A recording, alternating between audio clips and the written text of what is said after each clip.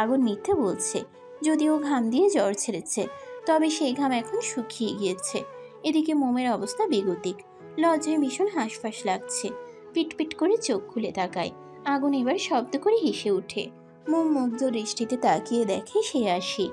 বিয়ের পর এই প্রথম আগুনকে এভাবে হাসতে দেখলো। মনে মনে মাশাল্লাহ পড়তেও ভুলল না।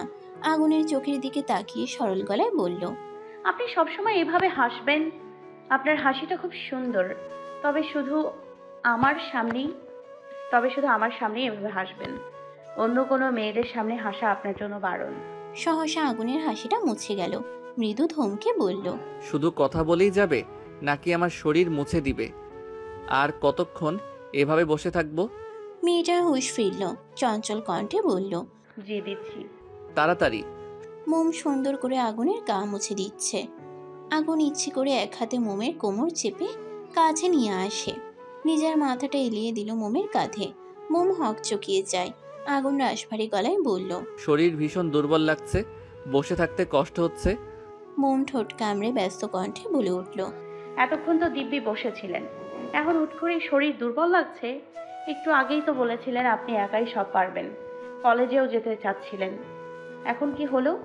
আগুন ফোঁস করে নিঃশ্বাস ছেড়ে শান্ত গলায় বলল, দুর্বল তো ছিলাম না, কিন্তু তুমি কাছে আসায় আবার দুর্বল হয়ে গিয়েছি, সেজন্য তোমার সাপোর্ট নিচ্ছি। গা তো মোছা শেষ, এখন সরে বসুন। আমি একটু রান্নাঘরে যাব, দেখি মায়ের কোনো সাহায্য লাগবে কিনা। হুম, সরা যাবে না। আর তোমাকেও কোথাও যেতে হবে না। রান্নাঘরের কাজ আমার মা একাই সামলে নিতে পারবে। তুমি শুধু আমার দিকে নজর দাও। মোম বোকার মতো আগুনকে আপাত মস্তক পর্যবেক্ষণ করে বলল। নজর দেয়া শেষ, এবার ছাড়ুন। ক্ষেপে উঠল আগুন। মোমের মসৃণ কপমরে মৃদু চাপ দিয়ে আরেকটু নিজের সাথে লাগিয়ে নিল। চাপা স্বরে ধমকে বলল, তুমি এতটাও ছোট নও মম। তুমি সবকিছুই জানো, সবকিছুই বুঝতে পারো। শুধু লজ্জা আর কিছুটা ভয়ে আমার থেকে দূরে থাকো। মোম এখন আগুনের কোলের উপরে বসা। মোমের একটা হাত আগুনের ঘাড়ের উপর, আরেকটা হাত কাঁধে। ফ্যানের বাতাসে মোমের মাথার কিছু ছোট চুল কপালে লুটোপুটি খাচ্ছে। আগুন হাত বাড়িয়ে কপালে পড়ে থাকা অগোছালো চুলগুলো আলতো করে কানের পিঠে গুজে দেয়। মোম মাথা নিচু করে নিল। আগুন শীতল গলায় বলল, তুমি কি ভেবেছো আমি কিছুই জানি না? আমি বাসায় না থাকলে তুমি আমার শার্ট বের করে গায়ে জড়িয়ে রাখো ঘন্টার পর ঘন্টা। ড্রেসিং টেবিল থেকে আমার পারফিউম নিয়ে পুরো রুম স্প্রে করো। তাই তো বলি, আমার পারফিউম এক সপ্তাহের বেশি টিকে না কেন, যেখানে এক বোতল পারফিউম আমার 1 মাস চলে যায়, সেখানে তুমি আসার পর মাত্র 1 সপ্তাহ চলে। মোম চৌকিতে তাকালো, এদিক ওদিক নজর ফেরায়। মোমের গলা শুকিয়ে আসছে। শুষ্ক ঢোক গিলে কাপা গলায় বলল, আপনি কিভাবে জানলেন? আগুন থেকে ফিরতি জবাব এলো না। নিজের মতো করে শান্ত কণ্ঠে বলতে লাগলো, আমার সামান্য জ্বরে কেটে কেটে চোখ মুখের বেহাল দশা বানিয়ে ফেলেছো। সারা রাত 2 চোখের পাতা এক করনি। রাস্তাঘাটে কত শত দুর্ঘটনা ঘটে, সেজন্য আমি কলেজে চলে গেলে সারাক্ষণ আমাকে নিয়ে চিন্তা করো। বারবার ঘড়ির কাঁটার দিকে চেয়ে আমার অপেক্ষায় সময় গুনো। কলেজ থেকে ফিরতে দেরি হলে ছটফট করো। একদিন তো কেঁদে ফেলেছিলে, মনে আছে? তোমার কি মনে হয় এসব কিছুর কারণ আমি বুঝি না? মোম মাথা নিচু করে নিল। হাতে পায়ে নামলো চিরচেনা সেই কম্পন। আগুন এক হাত দিয়ে আলতো করে মোমের চোয়াল চেপে ধরলো। শীতল গলায় বলল, উত্তর দাও। মোম কিছু বলল না, চুপ করে রইল। আগুন পুনরায় একই ভঙ্গিতে বলে উঠল, আমি চাইলে আমাদের বিয়ের প্রথম রাতেই তোমার উপর স্বামীর অধিকার খাটাতে পারতাম, জাহির করতে পারতাম নিজের পুরুষত্ব। তুমি চাইলেও আমাকে বাধা দিতে পারতে না। কেন খাটাইনি জানো? মোম পূর্ণ দৃষ্টিতে তাকায় আগুনের দিকে। আগুন মোমের নরম তুলতুলে গালে এক হাত রেখে মুচকি এসে বলল, তোমার জন্য, তোমার কথা ভেবে। একে তো তুমি খুব ছোট বাচ্চা একটা মেয়ে, তার উপর আমাদের পূর্ব পরিচিতি ছাড়া হুট করে বিয়েটা হয়ে গিয়েছে। তুমি আমি দুজন দুজনকে ভালো করে চিনতাম না, জানতাম না। এমন একটা পরিস্থিতিতে আমি যদি তোমার সাথে ঘনিষ্ঠ হতাম, তুমি আমাকে সবচেয়ে নিকৃষ্ট একজন মানুষ বলে মনে করতে। কারণ তুমি তখন এই সব কিছুর জন্য তৈরি থাকতে না, অথবা ছিলে না। তোমার চোখে থাকতো আমার জন্য তীব্র ঘৃণা, শারীরিকভাবে পেতে ভয়ানক যন্ত্রণা, আর মানসিকভাবে পুরোই ভেঙে পড়তে তুমি। আমি কখনোই চাইনি তোমার মতো নিষ্পাপ একটি ফুল অকালে ঝরে যাক। সেজন্য আমি তোমাকে সময় দিয়েছি, প্রয়োজনে ভবিষ্যতেও দিব। 29 বছর জীবনে কখনো কোনো নারীর শরীরের প্রতি লোভ জন্মায়নি। আশা করি ভবিষ্যতে এর ব্যতিক্রম হবে না। আমি মনে করি পৃথিবীর সকল পুরুষের উচিত তাদের স্ত্রীর শরীর ছোঁয়ার আগে মন ছোঁয়া। আমি তোমার শরীর না, মন ছুঁতে চেয়েছি, মোম। মোম মুগ্ধ দৃষ্টিতে তাকিয়ে আগুনের সকল কথা মনোযোগ সহকারে শুনল। জিভ দিয়ে ঠোঁট ভিজিয়ে ফট করেই প্রশ্ন করল। আপনি আমায় ভালোবাসেন মাস্টার মশাই? আগুন ভ্রুকুচকে গমগমে গলায় বলল। হঠাৎ এই প্রশ্ন? মোম অধৈর্য সহিত জিজ্ঞেস করে। বলুন না। যদি বলি না? সহসা মোমের মুখটা অন্ধকারে ছেয়ে গেল। আগুনের না শব্দটিতে চঞ্চল কিশোরীর বুকের ভেতর মুচড়ে উঠে চলচল চোখে চেয়ে কাপা গলায় বলল। আপনি সত্যি আমায় ভালোবাসেন না? তাহলে এত যত্ন কেন করেন, এত খেয়াল কেন রাখেন আমার? ভালোবাসা না থাকলে কেউ এমন করে বুঝি? আগুন ফোঁস করে নিঃশ্বাস ছেড়ে ভারী গলায় বলল। যদি বলি শুধু সম্পর্কের বেড়াজালে আবদ্ধ আছি বলে দায়বদ্ধতা থেকে এসব করি তো? মোম ঠোঁট উল্টে বলল। আমি বিশ্বাস করি না। কেন? কারণ আমার এই সকল কাজের মধ্যে আমি ভালোবাসা খুঁজে পাই, তাই। ভালোবাসা কাকে বলে জানো? কাকে বলে? বলবো না। কেন? আমার ইচ্ছা। আমাকে ভালোবাসো? মোম সরল গলায় জবাব দিল। হ্যাঁ। কতটুকু? ভালোবাসার কোনো পরিমাপ হয় না মাস্টার মশাই। ভালোবাসা অনুভব করার বিষয়, আর আমি আপনার ভালোবাসা অনুভব করতে পারি। আগুন তীক্ষ্ণ দৃষ্টিতে চেয়ে গম্ভীর কণ্ঠে বলল। আজ থেকে তোমার টিভি দেখা নিষেধ। মোম অবাক হয়ে জানতে চাইল। কেন? কার্টুনের পাশাপাশি এখন মুভিও দেখো, সেখান থেকে এসব বড় বড় কথা শিখেছো, রাইট? মোম ঠোঁট উল্টে বলল।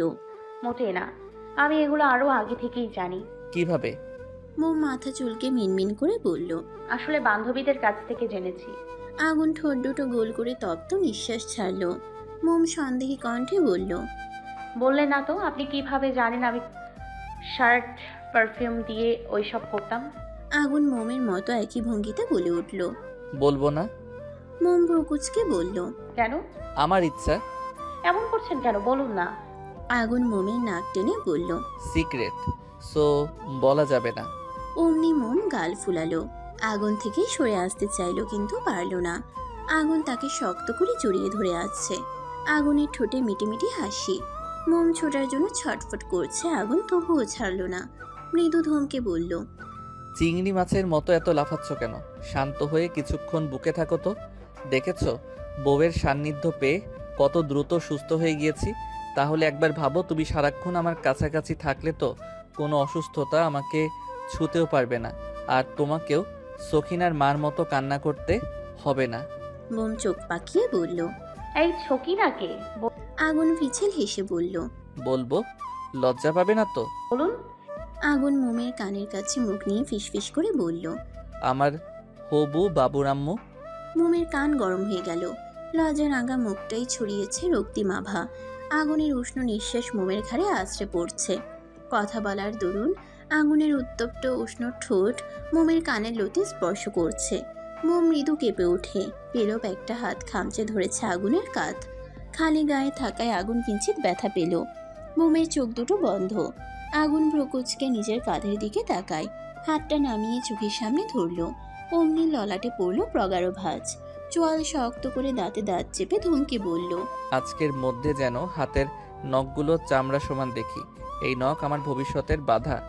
মোম পিটপিট করে চোখ খুলে বলল। এই নখগুলো আপনাকে কি করেছে? এখন বেশি কিছু করেনি, তবে পরবর্তীতে করবে। কি করবে? আগুনের মেজাজ খারাপ হলো। মোমকে নিজের থেকে সরিয়ে দিল। মোম হতভম্ব হয়ে গেল। ফোঁস করে উঠে নিজে থেকে একদম আগুনের কাছ ঘেঁষে বসলো। আগুনের এক বাহু আঁকড়ে ধরে কটমট করে বলল। কি করেছি আমি? এমন করছেন কেন?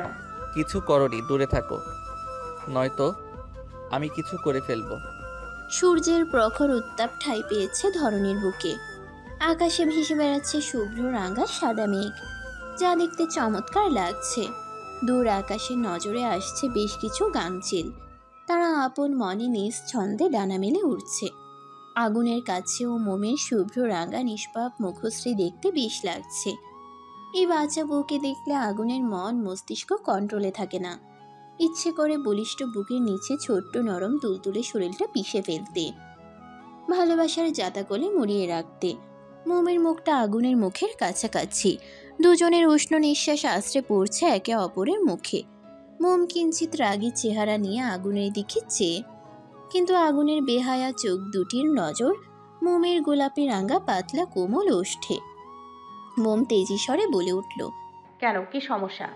আমি আপনার কাছে ঘেঁষে বসলে কি আপনার গায়ে ফোসকা পড়ে যাবে? আমি সরব না আপনার থেকে। আমার যেভাবে ইচ্ছে আমি সেভাবেই বসে থাকবো। দরকার হলে সারা জীবন এভাবে বসে থাকবো। তাতে আপনার কি? কি করবেন আপনি? আগুন তর্জনী দ্বারা মোমের ঠোঁট স্পর্শ করে চুপ করতে বলে। শুকনো ঢোক গিলে নেশাক্ত গলায় বলল, এখনো সময় আছে মম, চলে যাও।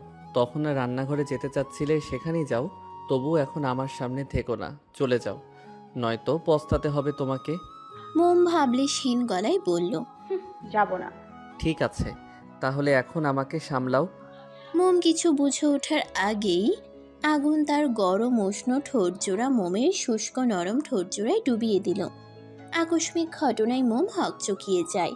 চোখ দুটো রসগোল্লার মতো বড় বড় হয়ে গেল। উন্মত্ততায় সারা শরীর ঝংকার দিয়ে উঠল। মোম সরে আসতে চাইল, অমনি বাধা পড়ল আগুনের বলিষ্ঠ হাতের বেড়াজালে। মোম দু হাতে খামচে ধরল আগুনের উন্মুক্ত পিঠ, নেত্র যুগল খিচে বন্ধ করে নিল। আগুনের একটি হাত মোমের মসৃণ কোমরে, অপর হাত ঘাড়ে। বিষামাল আগুন মোমের ওষ্ঠে নিজের আধিপত্য বিস্তার করতে ব্যস্ত। মোমের নিঃশ্বাস আটকে আসার উপক্রম। আগুনের লাগামহীন ওষ্ঠ চুম্বনে টালমাটাল অবস্থা তার। চুম্বকের মতো টেনে ধরে রেখেছে তার ঠোঁটজোড়া। আগুনের কোনো হুঁশ নেই। দিন দুনিয়া ভুলে বসে আছে সে। ভুলে গিয়েছে তার মতো তাগড়া যুবকের পুরুষালী প্রথম চুম্বন আজও তার পিচ্ছি বউ সহ্য করতে পারবে কিনা। তার তো এখন এই পিচ্ছি বউয়ের কোমল ঠোঁটে নেশা জেগেছে। সময় যত বাড়ছে আগুনের চুম্বন ক্রিয়াও ততই গাঢ়ত্বতে পরিণত হচ্ছে। মোম নিঃশ্বাস নিতে না পেরে ছটফট করতে শুরু করলো। আগুনের উন্মুক্ত পিঠে খামছে ধরা পেল, হাত দুটি আরো দৃঢ় হলো। মোমের ছটফটানি তার উন্মুক্ত পিঠের উপরে খামছে ধরা হাতের চাপ প্রগাঢ় হতেই আগুনের হুঁশ ফিরল। তুরন্ত মোমের ঠোঁটজোড়া মুক্তি দিল। আগুন লম্বা শ্বাস টেনে নিজেকে স্বাভাবিক করার চেষ্টা করলো। ছাড়া পেতেই মোম আগুনের বুকে কপাল ঠেকিয়ে জোরে জোরে নিঃশ্বাস নিচ্ছে। পেলো ব্যাগ হাত বাড়িয়ে আগুনের বুকে আলতো চাপড় মারল। আগুন ঠোঁট কামড়ে হাসে। মোম ক্ষীণ স্বরে বলে উঠল, অসভ্য লোক, কথা বলবো না আপনার সাথে। দেখি, আমার দিকে তাকাও। আগুন মোমের মাথাটা ধরে উঁচু করতে চাইল, কিন্তু পারল না। মোম মাথাটা আরো নিগ্রভাবে আগুনের বুকের ভেতর ঢুকিয়ে রাখল। লজ্জা লাগছে তার।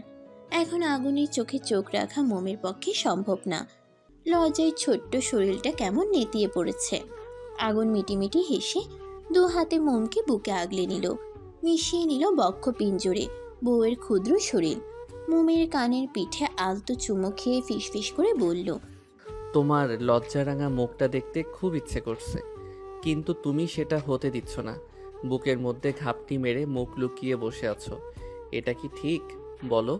এখন না হোক, একটু পর তো মুখ উঠাতেই হবে। তখন কি করবে শুনি? মোমের লজ্জায় হাঁসফাঁস লাগছে, কিছু বলছে না। আগুন পুনরায় বলল, যখন তোমার কষ্ট হবে, খুব বেশি লজ্জা লাগবে, তখন আশ্রয় হিসেবে আমার বুকটা বেছে নিও। এই বুকটা তোমার জন্য পার্মানেন্ট সাথে আমিটাও। নির্দ্বিধায় এই বুকে তোমার সকল দুঃখ, কষ্ট, যন্ত্রণা, লজ্জা, খুশি জমা রাখতে পারো। তুমি সবচেয়ে চমৎকার, সুন্দর, সংবেদনশীল এবং ঐশ্বর্য এক নারী। সেই নারী, যেই নারী এই রাগী বদমেজাজি আগুন শিকদারকে ঘায়েল করেছে, ভালোবাসা নামক বিষের বান মেরেছে। তুমিই আমার সব। বুঝতে পারছো কি আমার বুকের ধকধক? মোম কোনো প্রতিক্রিয়া দেখালো না। আগের মতোই নিশ্চুপ থাকলো।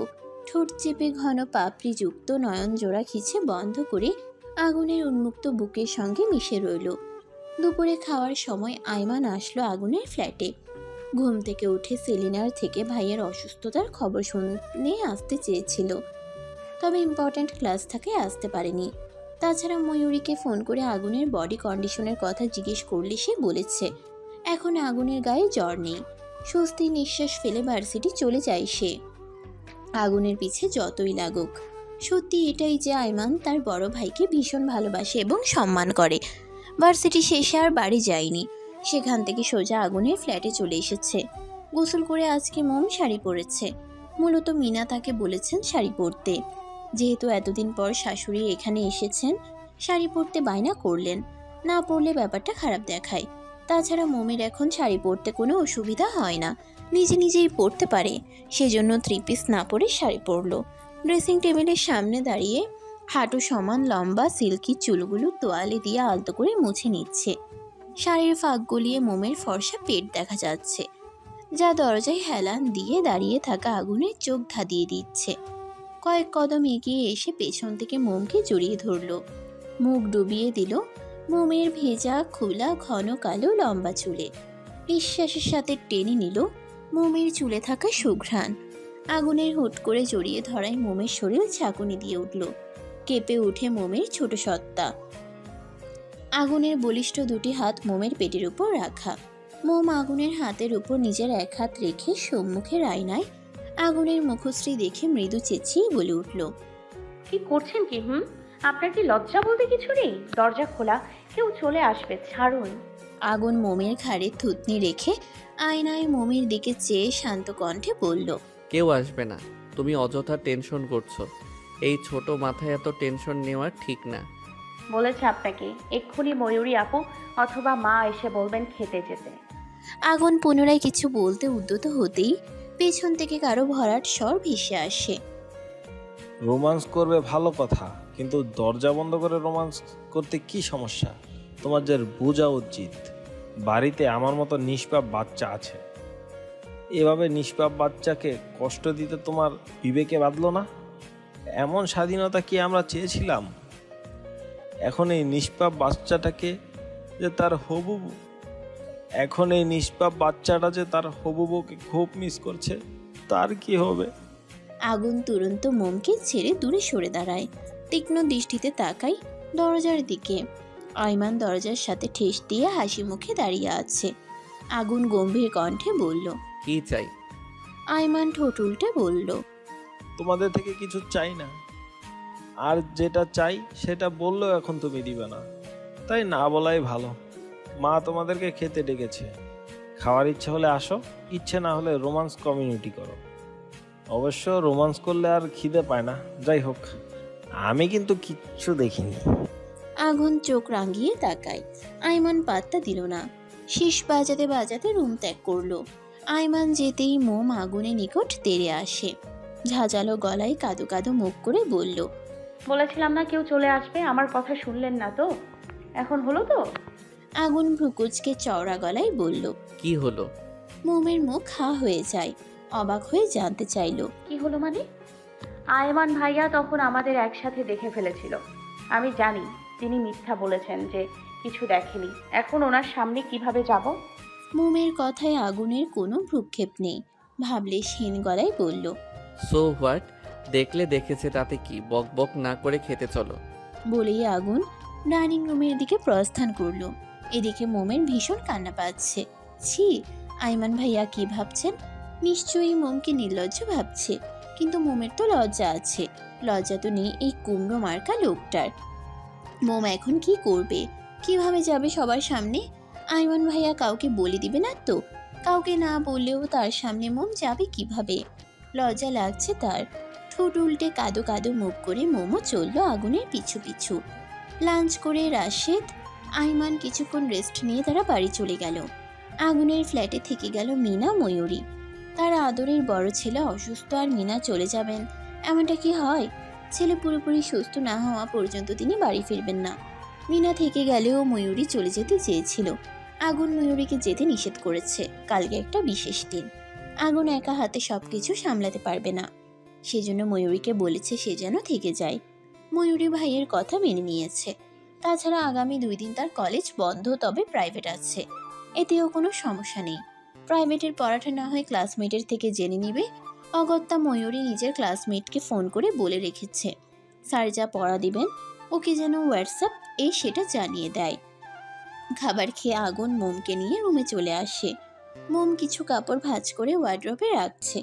আগুন বারান্দায় দাঁড়িয়ে ফোনে কারোর সাথে কথা বলছে।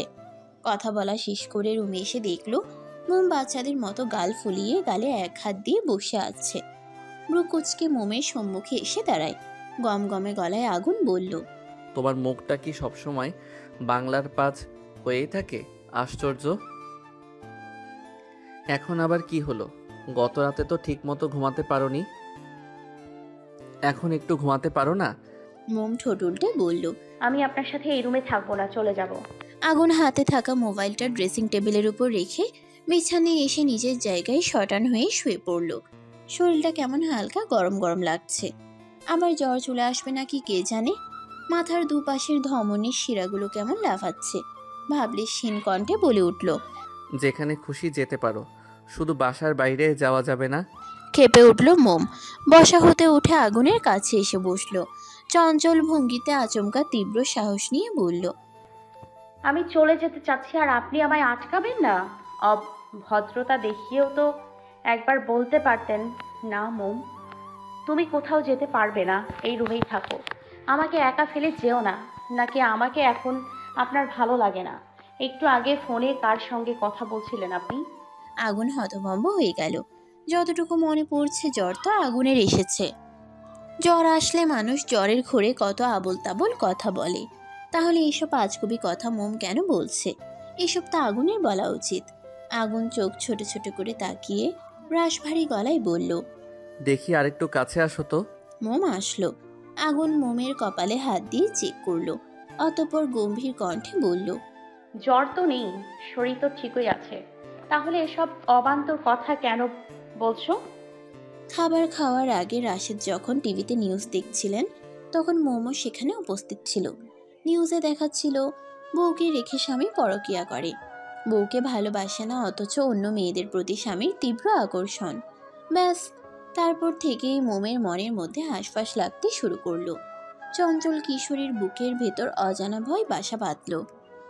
মোম গাল ফুলিয়ে বলল, আমি যখন চলে যেতে চাচ্ছিলাম আপনি আমাকে থেকে যেতে কেন বলেননি? নিষেধ কেন করলেন না? আগুন ঠোঁট কামড়ে হাসে। গলা খাকারি দিয়ে শান্ত কণ্ঠে বলল, তুমি কি চাও আমি তোমাকে আটকাই? মোম সরল গলায় জবাব দিল। চাই তো। আগুনের হাসি চওড়া হলো। মোমকে হ্যাচকা টান দিয়ে বুকে জড়িয়ে বিছানায় শুয়ে দিল। মোম ভয়ে চোখ খিচে বন্ধ করে নিল। মৃদু রাগী গলায় বলল, এমন কেউ করে? ভয় পেয়ে গিয়েছিলাম। আগুন অধরের হাসি বজায় রেখে শীতল গলায় বলল, আমি আছি তো, তাহলে ভয় কিসের? মোম এসব কথা কানে নিল না। মনের মধ্যে থাকা প্রশ্নগুলো ছটফট কণ্ঠে বলে উঠল, মাস্টার মশাই, আপনি আমাকে ভালোবাসেন বা না বাসেন সমস্যা নেই। শুধু সারা জীবন আমার পাশে ভরসাযোগ্য একজন মানুষ হয়ে থাকলেই চলবে। এখন যেমন আছেন সারা জীবন এমন থাকলেই হবে। এতেই আমি খুশি। আমি যদি কখনো কোনো ভুল করি, অন্যায় করে ফেলি, আপনাকে কষ্ট দিয়ে ফেলি, আপনি আমাকে বকুনি দিয়েন। দরকার হলে শাস্তি দেবেন, মারতেও পারেন। তবু আমি ছাড়া অন্য কোনো মেয়ের প্রতি আকৃষ্ট হবেন না। তাহলে কিন্তু মোম অনেক কষ্ট পাবে। মোমের মন ভেঙে যাবে। সহ্য করতে না পেরে হয়তো মোম মরেই যাবে। বলতে বলতে ফুপিয়ে কেঁদে উঠল মোম। আগুন অবাক হয়ে গেল। এই মুহূর্তে মোমের থেকে এসব কথা সে আশা করেনি। মোমকে বুক থেকে সরিয়ে মাথাটা বালিশে রাখলো। কিঞ্চিত ঝুঁকে মোমের উপর আধশোয়া হলো। বলিষ্ঠ হাতে চোখের জল মুছে দিয়ে নরম গলায় বলল, কি হয়েছে মম? আমার নামে কেউ কিছু বলেছে? তুমি কিছু শুনেছ? মোম মাথা নেড়ে না করলো। তাহলে হঠাৎ এসব কথা কেন বলছো? মোম নাক টেনে টলমল চোখে চেয়ে মায়াভরা কণ্ঠে বলল, টিভিতে দেখেছি স্বামীরা নাকি পরকীয়া করে, বউকে রেখে অন্য মেয়েদের সাথে চলে যায়। আগুন দীর্ঘশ্বাস ছাড়ল, শান্ত কণ্ঠে বলল, সেজন্য কাঁদছো? তোমার কি আমাকে তাদের মতোই মনে হয়? সব মানুষ এক হয় না মম, সেভাবে সব স্বামীও এক হয় না। তুমি না একদিন বলেছিলে তোমার কোন বান্ধবীকে নাকি তার স্বামী অনেক মারে? আমাদের বিয়ের পর তোমার গায়ে আমি কখনো হাত তুলেছি? মারা তো দূরে থাক, আজ পর্যন্ত একটা ফুলের টোকাও দেইনি। তোমার উপর রাগ হলে আমি দূরে সরে থাকতাম, যাতে আমার রাগ তোমাকে দেখতে না হয়। তবুও এত সন্দেহ? মোমের চোখ দুটো আবারও ভিজে উঠেছে। সেই নোনা পানি গড়িয়ে পড়ল মোমের মসৃণ গাল বেয়ে। কাদো কাদো গলায় মোম জবাব দিল, সন্দেহ করিনি, শুধু বলেছি মাস্টার মশাই সব সময় তার মোমের হয়েই থাকবে। আগুন মুচকি হেসে মোমের গালে গড়িয়ে পড়া চোখের পানি মুছে দিল। ঝুঁকে কপালে আলতো করে চুমু খেলো। কপালে কপাল ঠেকিয়ে শীতল গলায় বলল, জি আমার কাঁদনে বউ, আগুন শুধু তার মোমের। একটা কথা জেনে রাখো, মোম ছাড়া এই আগুনের বুকে আর কেউ থাকবে না। কথা দিলাম, যত দূরে যাই না কেন তুমি থাকবে কাছে। তুমি ছাড়া এই জীবনে কে থাকবে আর পাশে? আগুন কলেজ থেকে 3 দিনের ছুটি নিয়েছে। একদিন তো অনুমতি ব্যতীত ছুটি কাটিয়েছে জ্বরের জন্য। মিনার কথায় আরও 2 দিন বাড়িয়ে ছুটি নিয়েছে। যদিও আগুন এখন মোটামুটি সুস্থ, শুধু রাতে অল্প জ্বর ছিল। এতেই মিনা অস্থির হয়ে ছেলেকে 2 দিন বাড়িয়ে 3 দিনের ছুটির জন্য অ্যাপ্লিকেশন করালেন। আজকে একটি বিশেষ দিন, সে কথা স্মরণ হতেই আগুনও মায়ের কথায় রাজি হয়ে গিয়েছে। এদিকে মোম তো একজন আছেই। আগুন বলেছে সে ঠিক আছে, তার কোনো অসুবিধা হচ্ছে না, কিন্তু মোম মানতে নারাজ। তার এক কথা, অল্প জ্বরই বা থাকবে কেন? সেজন্য ডাক্তার যেই টেস্টগুলো দিয়েছেন সেগুলো এখন করাতে হবে। আর মিনা ও মোমের কথাই সাই জানিয়েছেন। অগত্যা আগুন বাধ্য হয়ে মোমকে সাথে নিয়ে পরিচিত এক হসপিটালে টেস্টগুলো করানোর জন্য চলে গেল। সেখানে আগুনের চেনা জানা ভালো একজন ডক্টর আছে। মোম বোরকা পরেছে, চোখ ছাড়া তার আপাত মস্তক বোরকার আড়ালে ঢাকা। আগুন নিজের গাড়িতে করেই এসেছে। মোমকে সিটে বসিয়ে সুন্দর করে সিট বেল্ট লাগিয়ে দিল। নিজে বসে পড়ল ড্রাইভিং সিটে। মোম এটা সেটা বলছে আর আগুন চুপ করে শুনছে। আগুন ড্রাইভিং করার পাশাপাশি মুখোশের আড়ালে ঢাকা মোমের ক্ষুদ্র আদল তীক্ষ্ণ দৃষ্টিতে পর্যবেক্ষণ করছে। কল্পনা করছে কিভাবে তার পিচ্ছি বউ চিকন পাতলা অধর জোড়া নেড়ে নেড়ে তোতা পাখির মতো বুলি আওড়াচ্ছে। হসপিটালে পৌঁছে গেটের বাইরে গাড়ি পার্ক করে মোমের হাত ধরে ভেতরে প্রবেশ করলো আগুন। মোম মাথা এদিক ওদিক ঘুরিয়ে চক্ষু জোড়া দিয়ে অবলোকন করছে হসপিটালের পরিবেশ। হসপিটালে তেমন ভিড় নেই, স্বল্প মানুষের সমাগম। মানুষগুলোকে পেছনে ফেলে তারা সম্মুখের দিকে এগিয়ে গেল। একতলার বাম দিকের কর্নারের কক্ষের সামনে এসে থামল আগুন। ভেতরে কাঙ্ক্ষিত মানুষটি ছাড়াও অন্য 2 জন লোক দেখা যাচ্ছে। আগুন দরজায় নক করল না।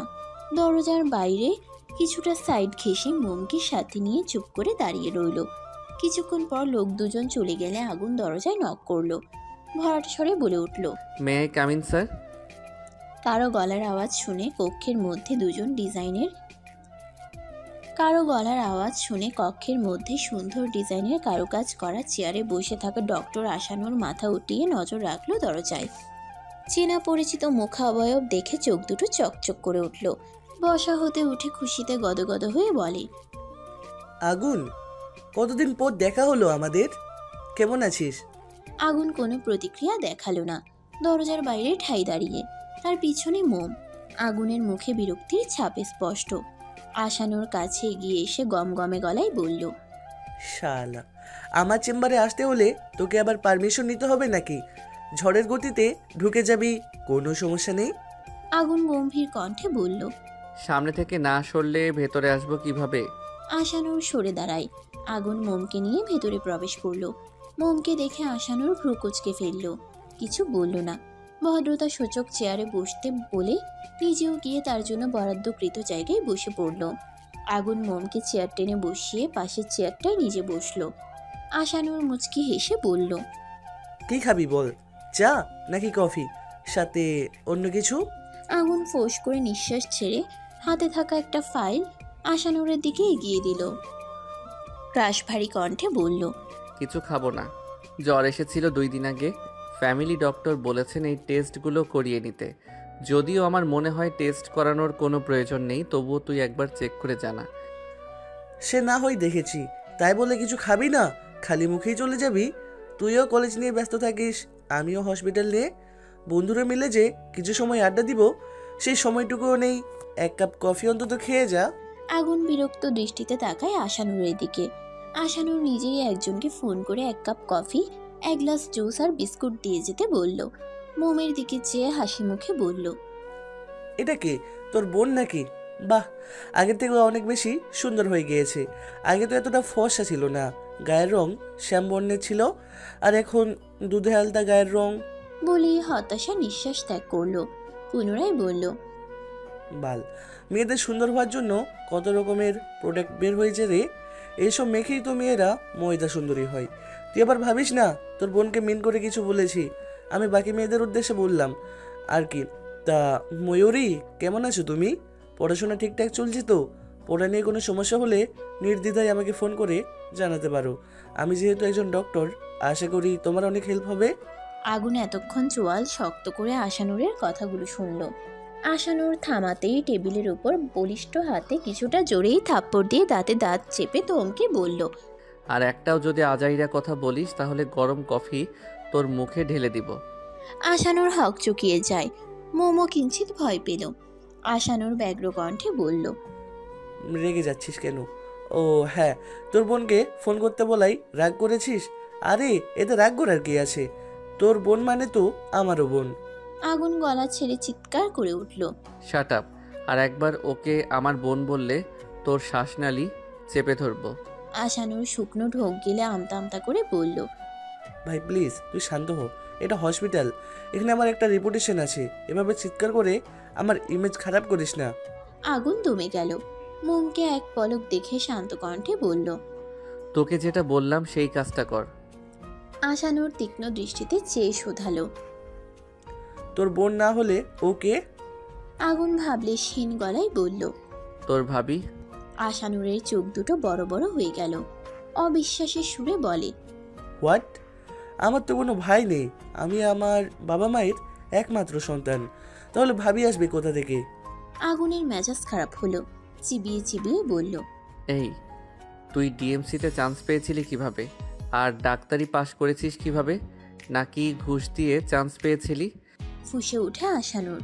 ভাব নিয়ে গমগমে গলায় বলল, দিন রাত অক্লান্ত পরিশ্রম করে তবেই ঢাকা মেডিকেলে চান্স পেয়েছিলাম, বুঝেছিস?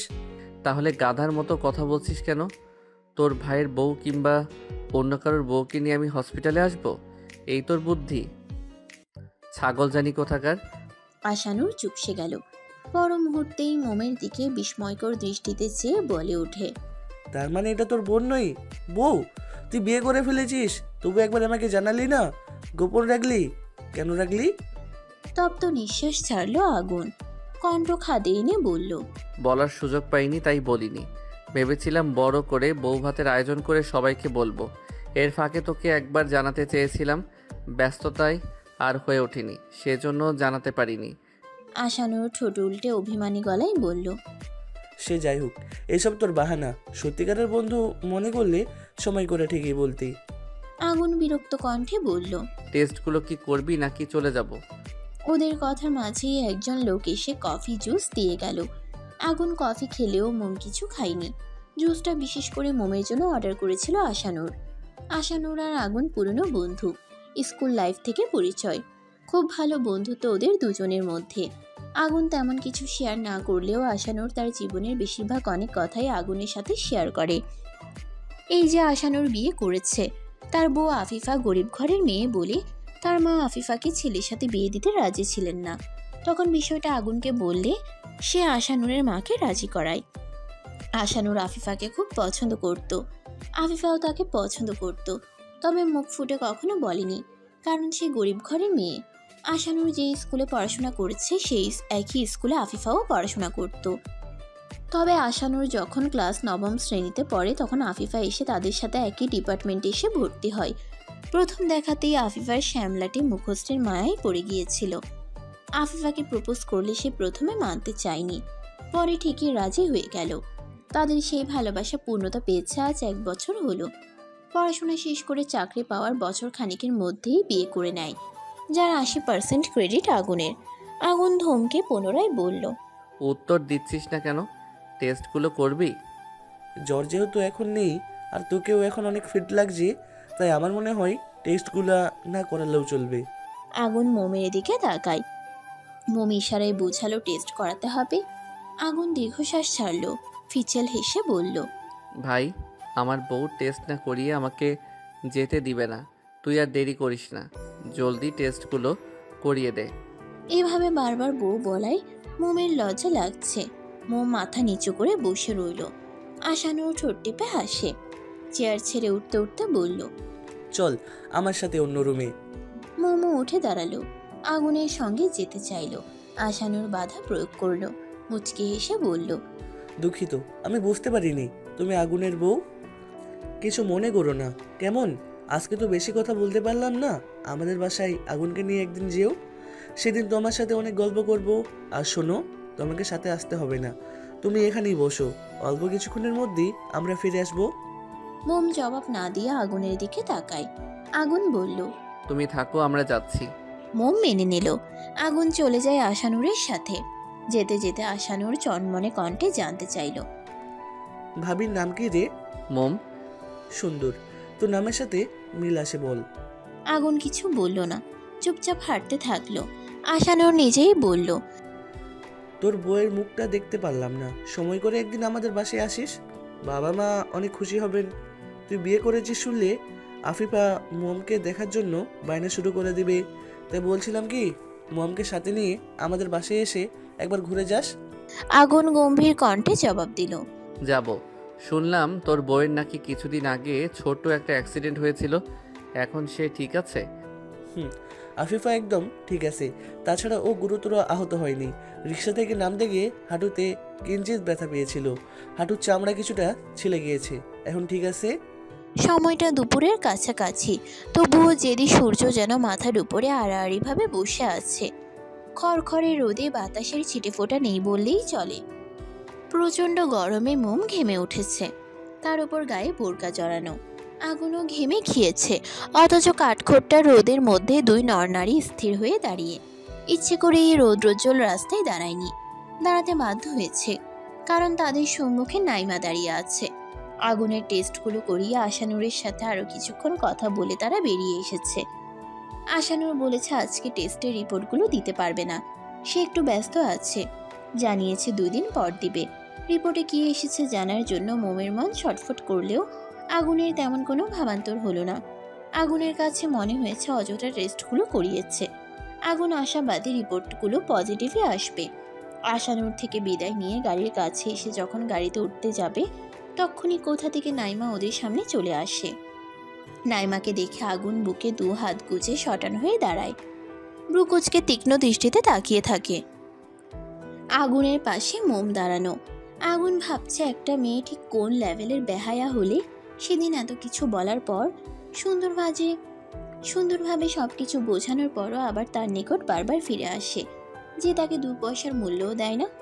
নাইমা আজকে হসপিটালে যায়নি, ও ঠিক করেছে আগুনের সাথে আরেকবার কথা বলবে, আগুনকে বুঝিয়ে বলবে যেন আগুনের বউকে ডিভোর্স দিয়ে ওকে বিয়ে করে। সেজন্য সকাল থেকে আগুনের বাসার বাইরে অপেক্ষা করছিল। যখন আগুন মোম বেরিয়েছে, নাইমাও ওদের পিছু পিছু আশানুরের হসপিটাল পর্যন্ত এসে পড়েছে। বোরকা পরিহিত রমণীকে দেখে নাইমা বুঝতে পেরেছে এটাই হয়তো আগুনের বউ, কারণ আগুনের বোন এত ফর্সা না, আর আগুন অন্য কোনো মেয়েকে সাথে নিয়ে কোথাও বের হওয়ার মতো মানুষ সে নয়। নাইমা হসপিটালের ভেতরে প্রবেশ করেনি, হসপিটালের মেইন গেটের বাইরে দাঁড়িয়ে আগুনের ফিরে আসার জন্য প্রতীক্ষা করছিল। ওরা আসতেই একদম আগুনের সামনে এসে দাঁড়ায়।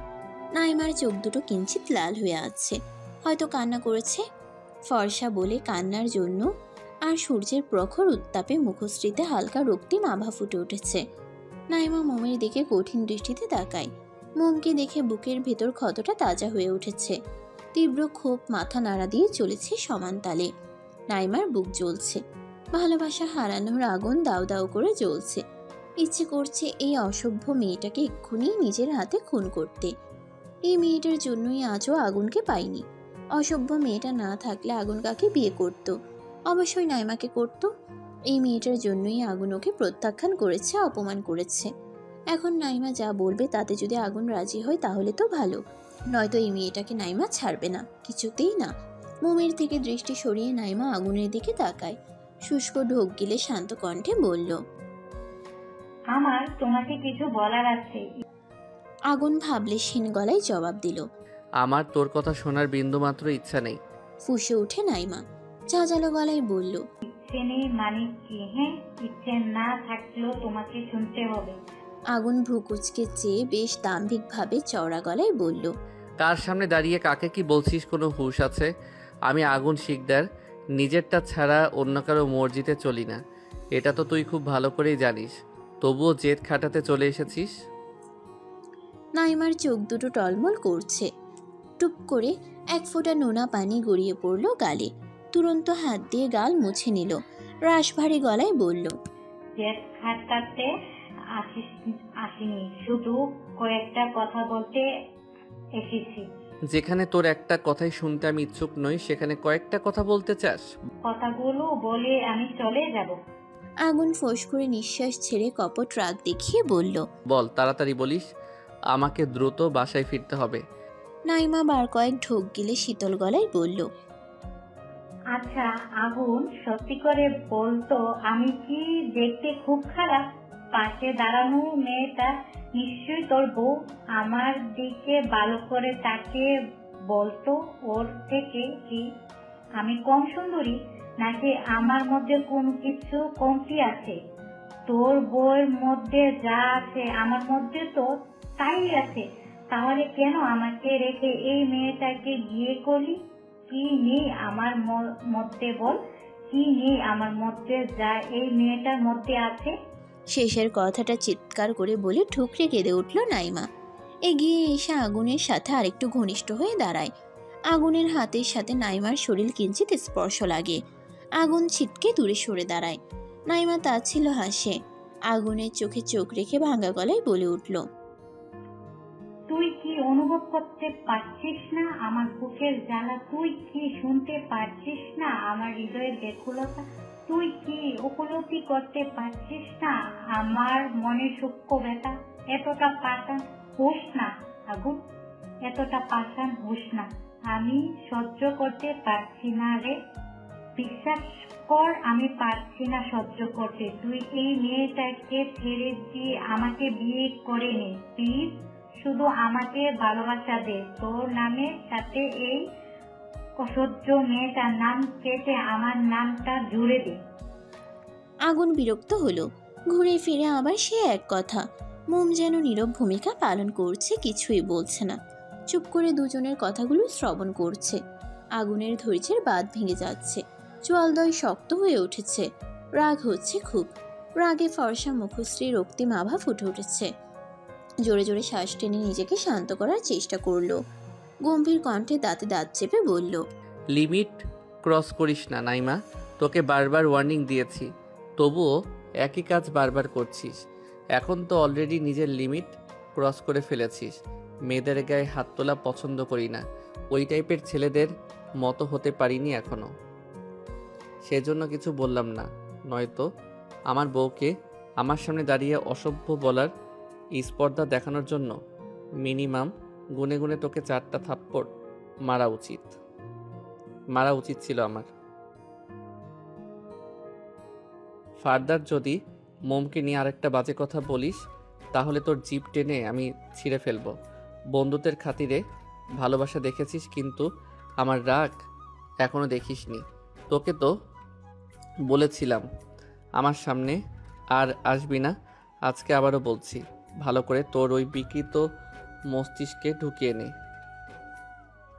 আমি আমার সহধর্মিনী মোমকে নিয়ে খুব খুশি। আগুনের অস্তিত্ব জুড়ে শুধুই মোমের বসবাস, যেটা সারা জীবন থাকবে। তোর মতো কুৎসিত মনের অধিকারী নারী কখনোই আগুনের সংস্পর্শে আসতে পারবে না। আর কি বললি, মোমের জন্য তোকে রিজেক্ট করেছি? Like seriously? তোর কথা শুনে ভীষণ হাসি পাচ্ছে।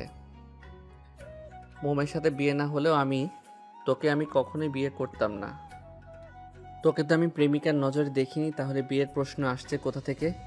অন্য কাউকে বিয়ে করলেও অন্তত তোকে বিয়ে কখনোই করতাম না।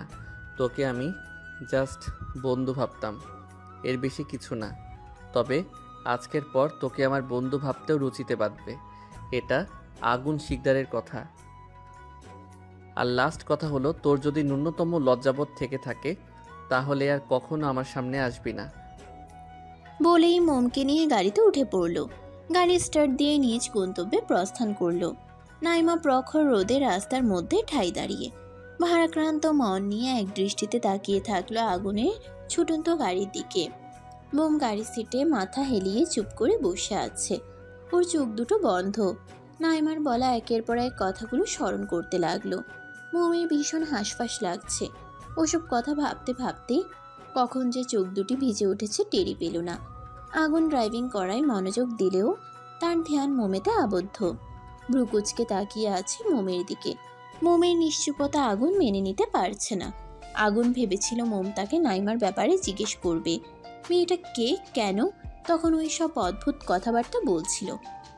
তার সাথে আগুনের কি সম্পর্ক, মেয়েটা যে আগুনকে ভালোবাসে, আগুনও তাকে ভালোবাসে কিনা, এইসব প্রশ্ন করে করে আগুনের কান ঝালাফালা করে দিবে।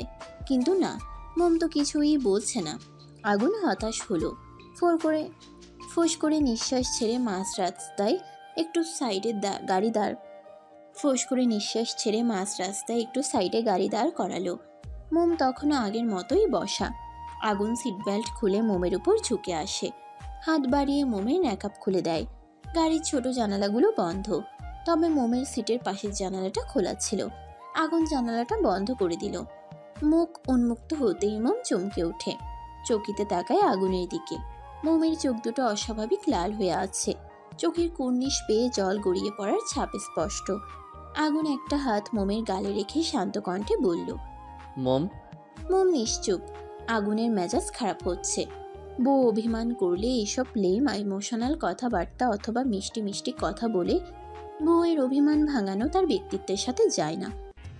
আর কারণ ছাড়াই অযথা অভিমান করলে তো মেজাজ পুরো তুঙ্গে উঠে যাওয়ারই কথা। আগুনের কথা হলো বউকে ভালোবাসবো গোপনে, ভালোবাসার হৃদয় মাঝে লালন করে কাজের মাধ্যমে সেটা প্রকাশ করব। বউকে ভালোবাসি বলে বলে মুখে ফেনা তোলার কি আছে? ভালোবাসা গোপনীয়ভাবেই সুন্দর। আগুন মোমের সিট বেল্টটাও খুলে ফেলল। নিজের সিটে বসে দু হাতে মোমের কোমর পেঁচিয়ে ধরে এক টানে নিজের কোলে বসিয়ে দিল। মোম হকচকিয়ে যায়। এক হাতে আগুনের গলা জড়িয়ে ধরল, অপর হাত কাঁধে রেখে আগুনের শার্ট খামচে ধরেছে। আগুন কিছু না বলে মোমের ঠোঁটে একটা ভেজা চুমু খেলো। মোম মাথা নিচু করে ফুপিয়ে কেঁদে উঠল। আগুন মোমের থুতনিতে হাত রেখে মুখটা উঁচু করলো। মোম আগুনের দিকে তাকালো না, তার চোখ জোড়া আগুনের শার্টের কলারের উপর নিবদ্ধ। আগুন তপ্ত শ্বাস ছেড়ে শীতল গলায় বলল, রাস্তায় দাঁড়িয়ে যেই মেয়েটার সাথে কথা হলো ওর নাম নাইমা। মনে আছে একদিন একটা মেয়ে আমাদের বাসায় এসেছিল, তখন তোমাকে রুমে থাকতে বলেছিলাম, রুম থেকে বের হতে নিষেধ করেছিলাম তোমাকে। তো তখন ওর নাম সহ আমাদের বন্ধুত্বের কথাও জানিয়েছিলাম। এই সেই নাইমা। নাইমা আমাকে পছন্দ করে, বিয়ে করতে চাই, কিন্তু তাকে নিয়ে আমি কখনো এরকম কিছু ভাবতাম না। আর এখন তো নাইমাকে দেখলে বিরক্ত লাগে। আশা করি তখন আমাদের কথা শুনে বুঝতে পেরেছো নাইমা আমাকে পছন্দ করলেও আমি তাকে করি না। মোম মনোযোগ দিয়ে আগুনের কথাগুলো শুনল, তবে কোনো প্রতিক্রিয়া দেখালো না। আগুন ভারী গলায় পুনরায় বলল, তুমি যদি নাইমাকে নিয়ে জেলাস ফিল করো তাহলে ঠিক আছে, বিষয়টা আমাকে মন থেকে তৃপ্তিদায়ক আনন্দ দিবে। কিন্তু তুমি যদি আমাকে নিয়ে নাইমাকে ঘিরে আলতো ফালতো চিন্তা করে সন্দেহ করো, আমাকে ভুল বুঝো, প্রথমবার ভালো করে বুঝিয়ে বলবো। ইভেন এখনও সমান তালে বুঝিয়ে যাচ্ছি যে নাইমার সাথে আমার তেমন কোনো সম্পর্ক নেই। প্রয়োজনে কোনো প্রশ্ন থাকলে করতে পারো, আমি উত্তর দিয়ে সবটা ক্লিয়ার করার চেষ্টা করব। তবুও চুপ করে থেকো না। তোমার নিশ্চুপ থাকা আমার রাগ আরও বাড়িয়ে দিচ্ছে। আমি ইগনোর করলে সেটা তুমি সহ্য করতে পারবে না। আমি একবার কারো থেকে মুখ ফিরালে তৃতীয়বার আর তার দিকে ফিরে তাকাই না। তাই বলছি সহজ হও আমার সাথে, কথা বলো। মোম আঁতকে উঠল, নাক টেনে টলমল চোখে আগুনের মুখের দিকে তাকায়। কাঁদো কাঁদো গলায় বলল, আমি আপনাকে ভুল বুঝছি না। নাইমা আপনাকে বারবার ভালোবাসি বলায় শুনতে আমার খারাপ লাগছে। উনি কেন আপনাকে ভালোবাসি বলবে? আপনি আর ওই নাইমার সাথে কথা বলবেন না। আগুন ঠোঁট কামড়ে হাসে, শান্ত কণ্ঠে শুধালো, আচ্ছা আর কথা বলবো না। তা নাইমা ভালোবাসি না বললে আর কে বলবে শুনি? মায়া ভরা নয়নের চেয়ে সরল গলায় জবাব দিল, আমি বলবো। আগুনের চোখ দুটো চকচক করে উঠল, রাশভারী কণ্ঠে বলল, তাহলে বলো কি বলবো? ভালোবাসার কথা। মোমের গাল দুটো লজ্জায় লাল হয়ে উঠল, চোখ দুটো খিচে বন্ধ করে নিল। আগুন মুচকে হাসল, উত্তপ্ত উষ্ণ ঠোঁটজোড়া এগিয়ে মোমের থুতনিতে চুমু খেল। মোম ফট করে চোখ খুলে তাকায়। আগুন মোমের নাকে নাক ঘষে বলল, যাও তোমার জায়গায় গিয়ে বসে পড়ো। মোম শুনল না, আগুনের কোল থেকে নামলেও না, বরং মাথাটা ঢুকিয়ে দিল আগুনের প্রশস্ত বুকে। গলায় মুখ ডুবিয়ে চুপ করে বসে রইল। আগুন তাড়া দিয়ে বলল, ড্রাইভিং করবো তো মম, তোমার সিটে গিয়ে বসো। মোম তবুও গেল না। আগুন দুষ্টু হেসে বলে উঠল, গাড়িতে রোমান্স করার ইচ্ছা আছে নাকি? আমার কোনো সমস্যা নেই, তবে তুমি লজ্জা পাবে না তো? মোম এবারও নিশ্চুপ, শুধু আগুনের বুকে আলতো করে নরম হাতে আঘাত করলো। আগুনের ঠোঁটে মিটিমিটি হাসি।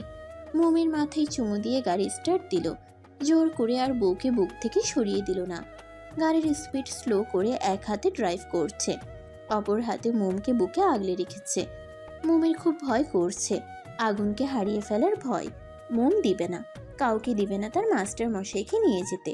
মোম আরো শক্ত করে আগুনকে জড়িয়ে ধরল, প্রশস্ত বক্ষে মাথা রেখে চুপ করে শুনতে থাকলো আগুনের বুকের ধক ধক।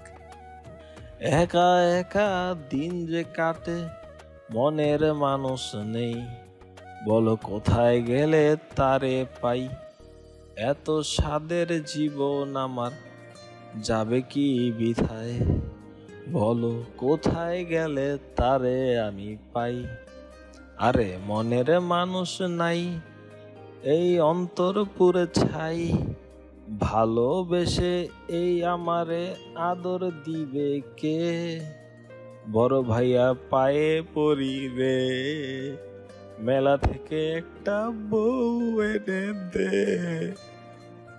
ও বড় ভাই পায়ে পড়ি রে, মেলা থেকে আমায় একটা বউ এনে দে। ইংরেজি ক্লাস না করে ভর দুপুরে ভার্সিটির ক্যান্টিনে বসে বসে আড্ডা দিচ্ছে আইমান সহ তার ক্লাসের কয়েকজন বন্ধুরা মিলে। এই ইংরেজি ক্লাস না করার মূল কারণ ইংরেজি স্যার। এই স্যারের ক্লাস কখনোই ভালো লাগে না আইমানের। বেটা ক্লাসের পড়া রেখে আউট কেয়ার বেশি দেয়। আইমান ক্যান্টিনের বেঞ্চিতে বসে বন্ধুদের সাথে সিঙ্গেল জীবনের দুঃখ প্রকাশ করছে, যা তার গুনগুন করে গাওয়া গানের মধ্যেই প্রকাশিত হচ্ছে। আইমানের এক বন্ধু জিজ্ঞেস করলো, তুই একা কিভাবে? তোর তো গার্লফ্রেন্ড থাকার অভাব নেই।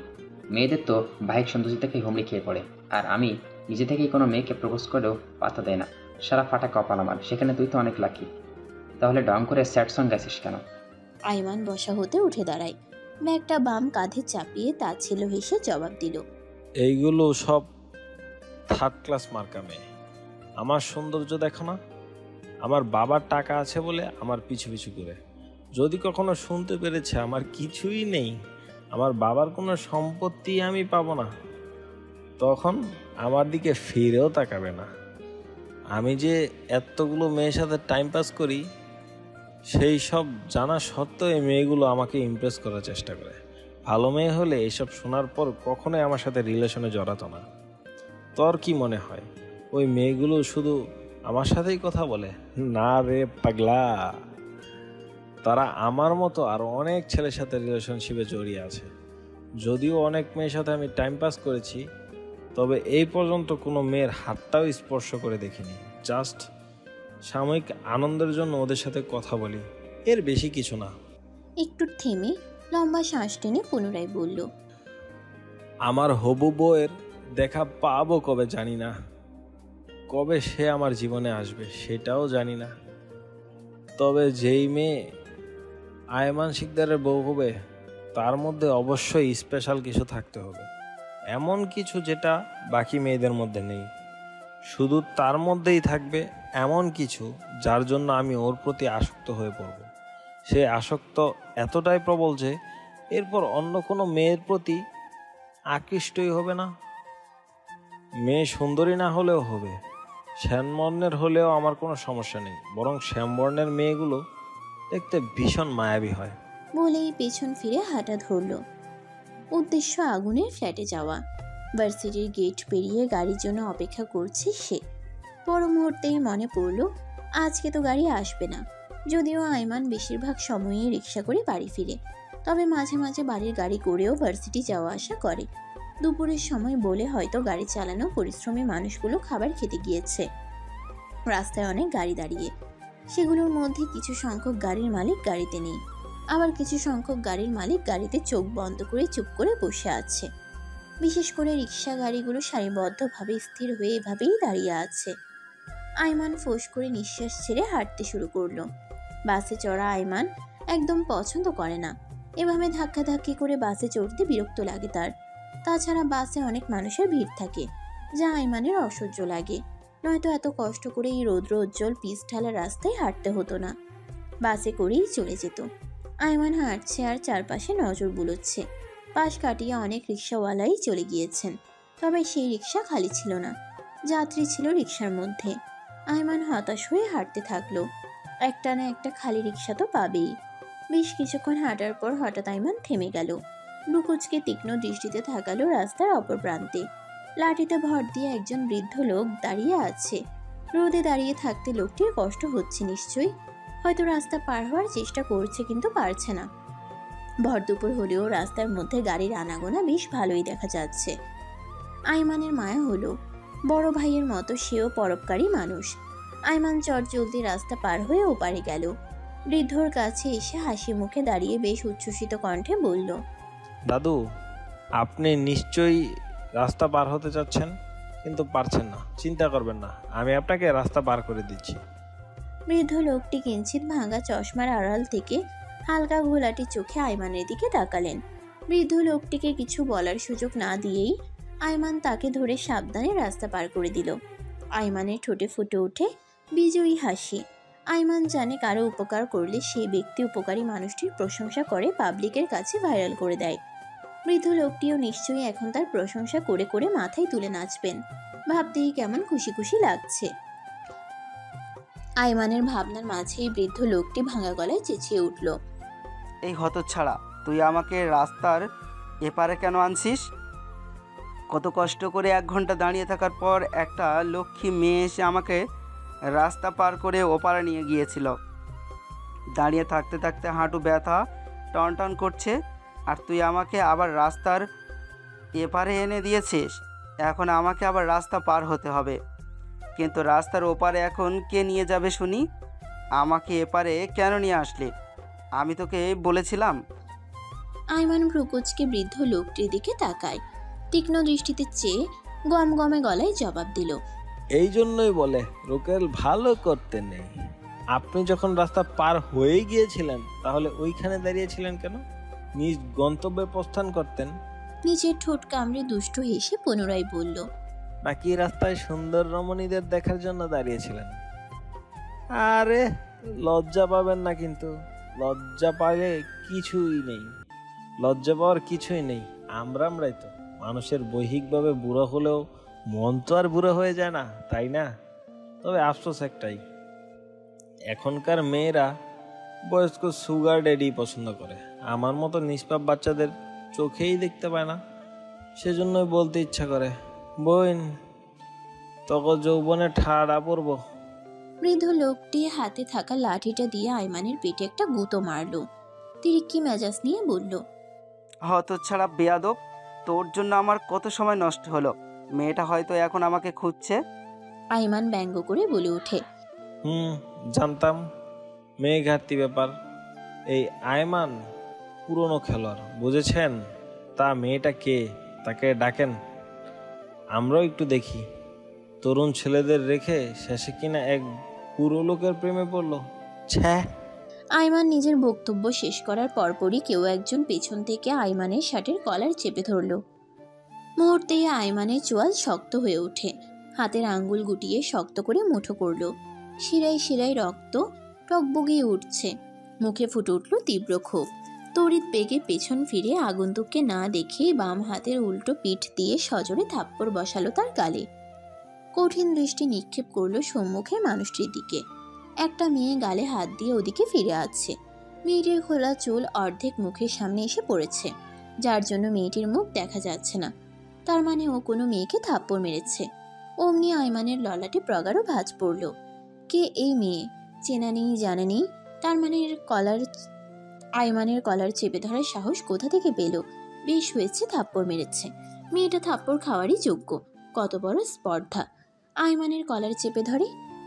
মেয়েটি গাল থেকে হাত নামিয়ে এদিক ওদিক নজর বুলিয়ে কিছু খুঁজছে। ওই তো একটু দূরেই আধ ভাঙা একটি ইটের টুকরো দেখা যাচ্ছে। মেয়েটি চঞ্চল পায়ে হেঁটে গিয়ে ইটের টুকরোটা হাতে তুলে নিয়ে দ্রুত আগের জায়গায় ফিরে আসে। আয়মান ভ্রুকুচকে শ্যামবর্ণের মেয়েটির দিকে তাকিয়ে আছে। মেয়েটি কাজল কালো চোখে ফুটে উঠেছে রাগের আভাস। ঠোঁটে ফুটে উঠেছে প্রতিবাদ করা কঠিন বাক্য বলার রেশ। মেয়েটি আয়মানকে কিছু বলার সুযোগ না দিয়েই হাতে থাকা ইটের ভাঙা অংশটি দিয়ে সজোরে মাথায় আঘাত করল। আয়মান উচ্চতায় মেয়েটার থেকে বেশ ভালোই লম্বা, যার ফলস্বরূপ আঘাতটা গিয়ে লাগলো আয়মানের কপালে। ইটের আঘাতে কপালের বাম দিকে কিছুটা থেতলে গিয়েছে। ইটের ক্ষুদ্র কণা কপালের চামড়া ভেদ করে ঢুকে গিয়েছে। মুহূর্তেই ফিনকি দিয়ে গল গল করে রক্ত বের হতে শুরু করলো। আয়মান মৃদু আর্তনাদ করে এক হাতে কপাল চেপে ধরল।